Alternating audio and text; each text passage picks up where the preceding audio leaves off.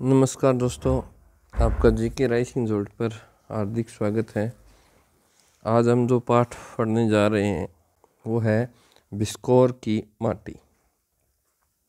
पाठ का नाम है बिस्कोहर की माटी, बिस्कोर की माटी। और इसके जो लेखक हैं वो हैं विश्वनाथ त्रिपाठी। विश्वनाथ त्रिपाठी। तो यानी इस पाठ के प्रश्नों को आज हम पढ़ेंगे। तो ये किस प्रकार की विधा है, पहले प्रश्न तो ये देख लेते हैं किस प्रकार की विधा है। तो ध्यान रखना, ये एक आत्मकथा है। आत्मकथा, क्या ये आत्मकथा का अंश है? आपको पूछ सकता है किस प्रकार की, तो ध्यान रखना आत्मकथा का एक भाग है ये। तो एक प्रश्न तो ये, आज मैंने 2 पाठों को सम्मिलित किया है, इसमें आत्मकथा है। ये पूछ सकता है किस आत्मकथा का भाग है। ध्यान रखना, ये जो एक आत्मकथा है नंगा तलाई, नंगा तलाई का गांव, नंगा तलाई का गांव, इस आत्मकथा का एक छोटा सा भाग है बिस्कोर की माटी। तो ये बात आपको ध्यान रखनी है। 3 प्रश्न हमने पढ़े। बिस्कोर की माटी के रचनाकार कौन है? विश्वनाथ त्रिपाठी। ये किस प्रकार की विधा है? बिस्कोर की माटी आत्मकथा है। फिर हमने पूछा ये आत्मकथा जो है वो किस, पूरी आत्मकथा तो है नहीं, तो वो कौन से का अंश है? तो ये नागा तलाई का गांव नाम से एक आत्मकथा है, उसका अंश है। तो ये 2-3 प्रश्न और हैं, ये इनको ध्यान रखना है आपको। नेक्स्ट देखते हैं प्रश्न संख्या 10। अब आगे 10 कुर्जी सीधे कैसे ले लिया आपने, तो उसके शुरू के जो प्रश्न थे वो थोड़े रचनाओं से संबंधित थे, तो पाठ से संबंधित प्रश्न नहीं थे। 3-4 प्रश्न तो यही थे जो मैंने अभी आपको बताए हैं। ठीक है, तो मैंने सोचा वैसे करवा दूंगा। देखो, पहला प्रश्न है कि भोज में हिंदुओं का यहाँ भोजन किस में परोसा जाता था? अशोक पत्र पे, अरिष्ट पत्र पे, कमल पत्र पर या भोज पत्र पे? तो इसका उत्तर आपको हो जाएगा कमल पत्र पर भोजन परोसा जाता था। आज भी परोसा जाता है, ठीक है ना। नेक्स्ट क्वेश्चन देखते हैं, कमल पत्र को आंचलिक भाषा में क्या कहते हैं? कोकाबेली, भीषण, कुमुद या पुरीन? तो कमल का अगर आप प्रायवाची अगर आप याद है आपको तो भी आप सही कर सकते हो, इसको पुरीन कहते हैं, पुरीन। ठीक है। नेक्स्ट क्वेश्चन है, कमल नाल को आंचलिक भाषा में क्या कहा जाता है? कमल नाल यानी कमल की जो डंडी होती है, जो फूल के नीचे लगी होती है, उसे आंचलिक भाषा में क्या कहते हैं, ये पूछ रहा है। तो उसे आंचलिक भाषा में बशीन, बशीन, बशीन कहते हैं। क्या कहते हैं? बशीन कहते हैं। नेक्स्ट क्वेश्चन है, कमलगट्टा क्या है? कमलगट्टा क्या है? कमल का फूल है, कमल का पत्ता है, कमल का बीज है या कमल का तना है? तो ध्यान रखना, कमलगट्टा क्या है? कमल का बीज है, कमल का बीज। नेक्स्ट क्वेश्चन देखिए 14 नंबर, कोय्या है, एक जलपुष्प है, एक सांप की प्रजाति है, एक जानवर है या एक गीत है? तो अगर पाठ को यही 5-7 प्रश्न है इसमें महत्वपूर्ण। तो कोय्या क्या है? एक काइया, काइया यानी जल पुष्प है। क्या ये जल पुष्प है? नेक्स्ट देखते हैं, कुमुद पुष्प कब खिलता है? ग्रीष्म ऋतु में, सर्द में, बसंत में या वर्षा ऋतु में? तो इसका उत्तर हो जाएगा कुमुद खिलता है आपका शरद ऋतु में। किसमें? शरद ऋतु में। कुमुद पुष्प का अन्य नाम क्या है? कोय्या है, कोकाबेली है, ए दोनों है या हरसिंगार है? तो देखिए, कुमुद को कोय्या भी बोलते हैं और कोकाबेली भी बोलते हैं। तो इसका उत्तर हो जाएगा आपका 6 नंबर उत्तर हो जाएगा भाई। इसका कौन सा उत्तर हो जाएगा? 6 नंबर उत्तर हो जाएगा।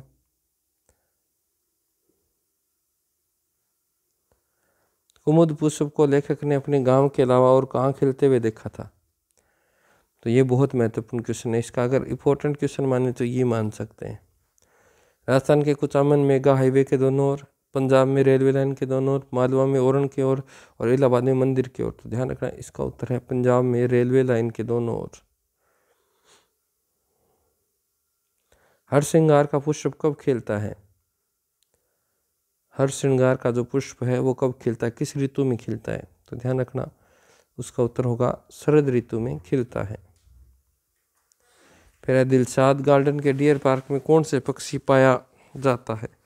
तो वहाँ जो बतखें थी, आपको बताया होगा, देखा होगा आपने, बतखों की ज़्यादा जिक्र किया है। तो वहाँ क्या पाई जाती हैं? बतखें पाई जाती हैं, बतखें।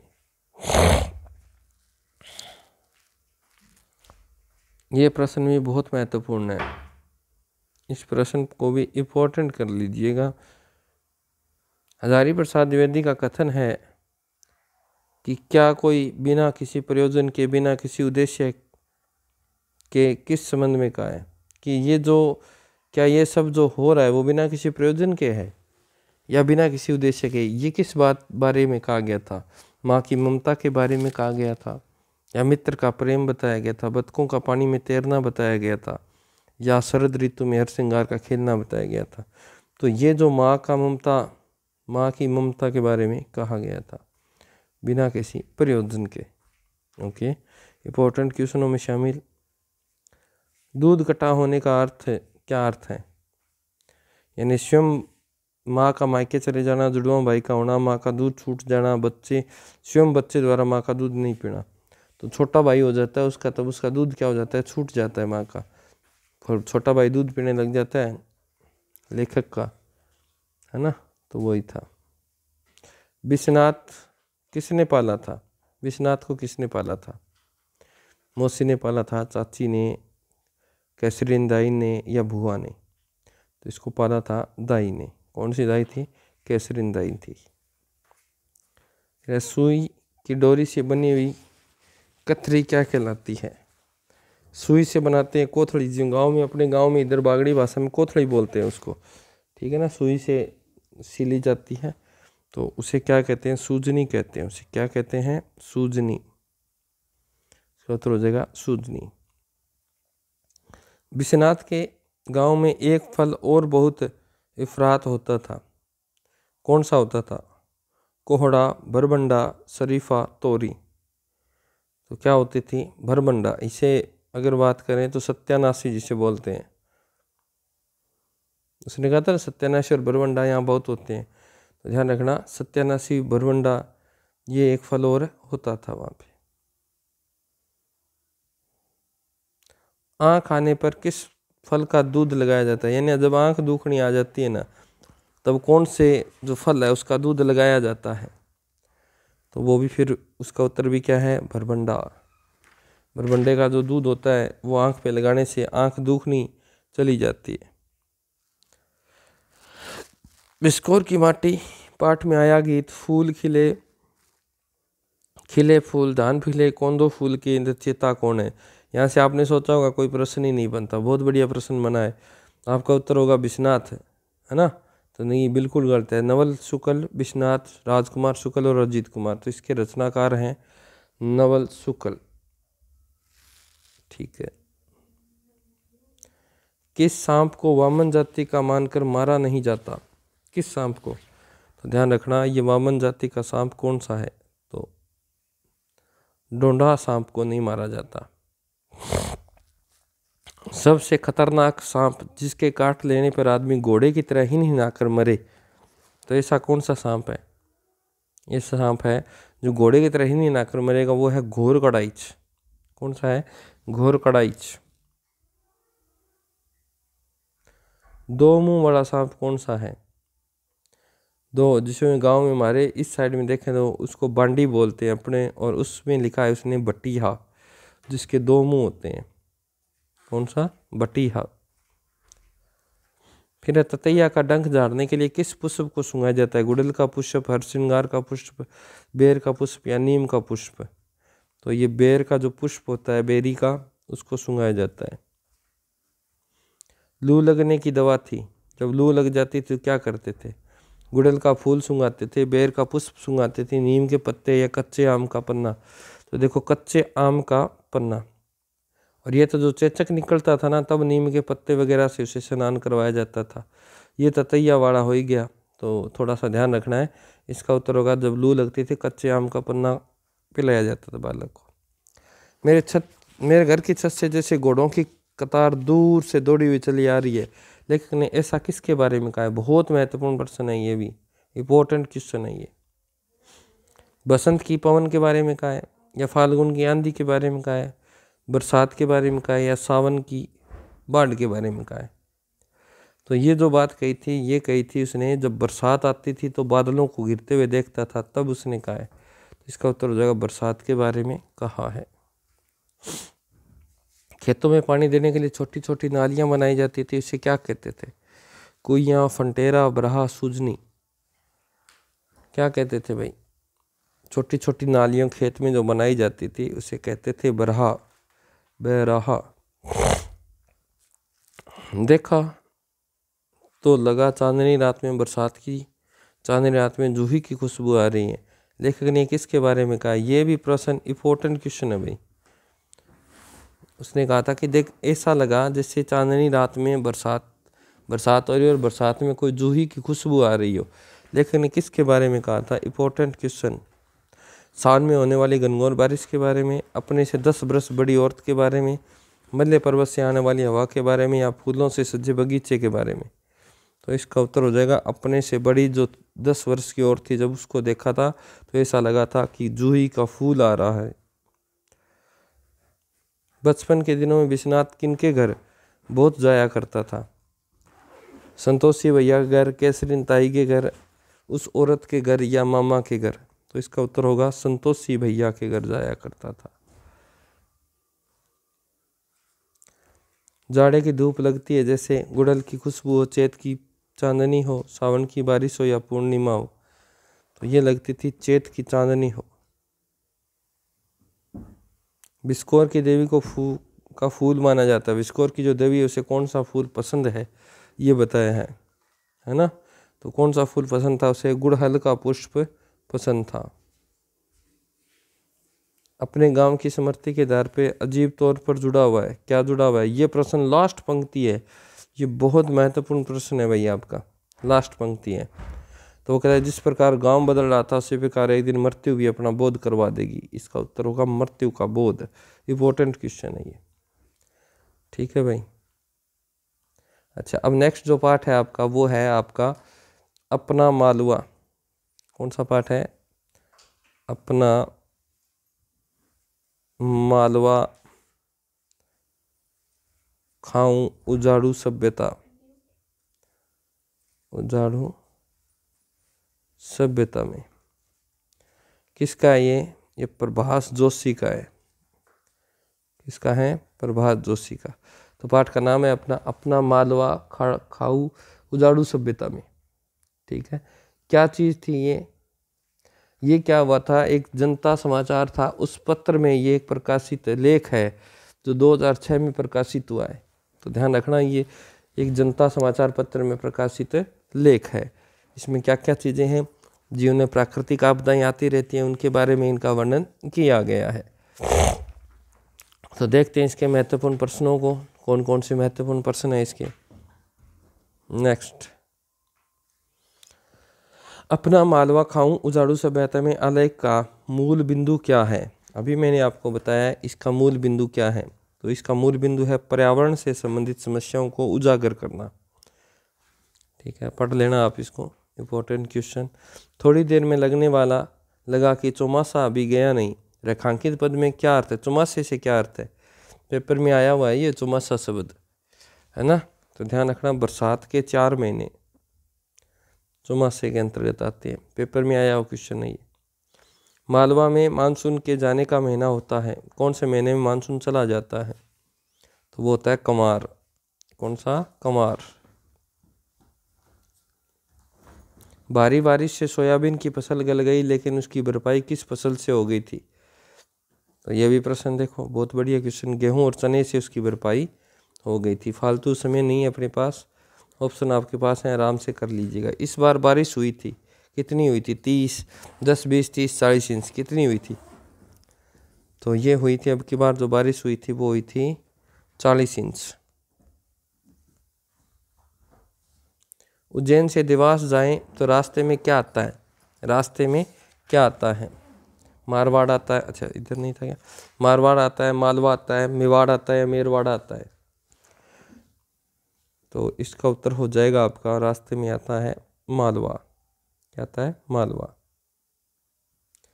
नेक्स्ट है, जब यह पाठ लिखा गया तब लेखक की उम्र क्या थी? ये कोई ज़्यादा इंपॉर्टेंट पाठ नहीं है, फिर भी चलो दे दिया है। तो 50, 60, 70, 80, तो इसका उत्तर हो जाएगा आपका 70 वर्ष थी। लेखक ने चंबल को कहाँ पर देखा था? चंबल नदी की बात कर रहा है, तो उसने देखा था निमाड़ में देखा था, मालवा में, ग्वालियर में या घाटविलोद में? इसका उत्तर हो जाएगा घाटविलोद में देखा था। किस नदी ने यशवंत सागर को इतना भर दिया है कि 25 साइफन चलाने पड़े? साइफन यानी पुल के ऊपर जो लगे होते हैं ना, गेट बोलते हैं उन्हें। तो कौन सा है? चंबल, गंभीरी, पार्वती, बनास। तो इसका उत्तर क्या हो जाएगा? किस नदी? यानी गंभीरी नदी पर चलाने पड़े थे। गंभीरी नदी ने इतना भर दिया था यशवंत सागर को कि 25 साइफन चलाने पड़े थे। ज्ञान, नेक्स्ट क्वेश्चन है आपका, ज्ञान तो पश्चिम रिनेसा के बाद ही आया ना, कथन में कौन सा भाव है? लक्षणा है, क्रोध है, क्षोभ है या व्यंग्य है? तो ये कमेंट किया गया है कि ज्ञान तो पश्चिमी रिनेसा के बाद ही आया होगा, भारतीयों को तो वैसे ज्ञान नहीं था। तो ध्यान रखना, इसमें व्यंग्य किया गया है, कमेंट किया गया है। नई दुनिया पत्रिका की लाइब्रेरी में पानी के रिकॉर्ड कब से उपलब्ध हैं? 1847 से, 50 से, 57 से या 1878 से? तो पानी के रिकॉर्ड जो हैं वो हैं 1878 से। 56 का अकाल कब पड़ा था? बहुत ये नॉर्मल सा क्वेश्चन है, अगर आता है तो आपको ये मत कर देना। विक्रमी संवत की बात कर रहा है ये, ठीक है ना। विक्रमी संवत क्या था? 1899 विक्रमी संवत है, और इसमें 57 जोड़ोगे तब 1956 बन जाएगा ना, ईस्वी 1956। पिछले 128 सालों में मालवा में कब 77 इंच तक पानी गिरा था? इसका उत्तर 1873 में, 88 में, 1973 में या 1956 में? तो इसका उत्तर हो जाएगा 1973 में। कितने इंच से कम बारिश होना सूखे का साल माना जाता है? तो एक पैमाना है ये, इसमें 28 इंच से अगर कम बरसात होती है तो सूखा माना जाता है। लेखक वर्तमान की विकास सभ्यता को क्या नाम दिया है? वेरी वेरी इंपॉर्टेंट क्वेश्चन है ये। इन्हें कहा है बर्बादी की सभ्यता, बाद की सभ्यता, उजाड़ की अप सभ्यता या रिनेसा की सभ्यता? तो इसका उत्तर हो जाएगा उजाड़ की उप सभ्यता। पर्यावरण के प्रति अमेरिका की घोषणा है, वह अपने खाऊ उजाड़ू जीवन पद्धति को प्रतिबंधित करेगा। वह अपनी खाऊ उजाड़ू जीवन पद्धति पर कोई समझौता नहीं करेगा। वह पर्यावरण के प्रति संवेदनशील है। वह अपनी उजाड़ू सभ्यता में बदलाव करेगा। अमेरिका ने जो घोषणा की थी वो ये की थी कि वह अपनी खाऊ उजाड़ू जीवन पद्धति पर कोई समझौता नहीं करेगा। इसका बी उत्तर होगा भाई। इम्पोर्टेंट है क्योंकि आपका उत्तर ये हो सकता है ऊपर वाला, तो इसको थोड़ा सा इम्पोर्टेंट क्वेश्चनों में लिख के माइंड में कर लेना कि अमेरिका कहता है मैं कोई समझौता नहीं करूँगा। 2 नंबर उत्तर इसका। लेखक नदी को मानता है माता, नदी, प्राकृतिक स्रोत या सुलभ स्रोत? तो लेखक नदी को माता मानता है। डगडग रोटी, पग पग पानी उक्ति किन के लिए कही जाती है? तो ये जो मालवा के लोग हैं या वे पदियाँ आती रहती हैं तो उनके लिए कहा गया, मालवा के लोगों के लिए, कि डगडग रोटी डगडग पानी। अंकेश्वर जाते समय कौन सा घाट आता है? तो कौन सा घाट आता है? विंध्याचल घाट आता है, रानी घाट आता है, मालवा आता है या राजघाट आता है? तो इसका उत्तर होगा विंध्य घाट आता है। क्या आता है? विंध्य घाट। नेमावर के रास्ते ही कवेड़स्वर में से कौन सी नदी निकलती है? तो इसका उत्तर है शिप्रा, गंभीरी, पार्वती, चंबल। तो इसका उत्तर है बेटा आपका 1 नंबर, शिप्रा नदी निकलती है। हाथीपाला का नामकरण हुआ है, हाथी पर बैठकर गुजरना पड़ता है ऊंचे स्थल होने के कारण, चंद्रभागा नदी के कारण, हाथियों की अधिकता के कारण? बढ़िया क्वेश्चन, इंपॉर्टेंट क्वेश्चन। हाथीपाला का नाम किस कारण से हुआ? तो ध्यान रखना, हाथी पर बैठकर गुजरना पड़ता है, इसीलिए इसका नामकरण। तो ठीक है दोस्तों, आज हमने 2 पाठों को किया। जो छोटे पाठ होंगे तब उनको हम 2-2 ही करेंगे। तो मिलते हैं कल नेक्स्ट वीडियो को। ज़्यादा से ज़्यादा शेयर करें और कमेंट ज़रूर किया करें आप प्रश्नों पर, ताकि कमेंट से मेरा हौसला बना रहता है। और लाइक ज़रूर किया करें ताकि लोगों को पता चले कि इतने बढ़िया क्वेश्चन डाले जा रहे हैं। तो मिलते हैं नेक्स्ट। जय राजस्थान, जय भारत।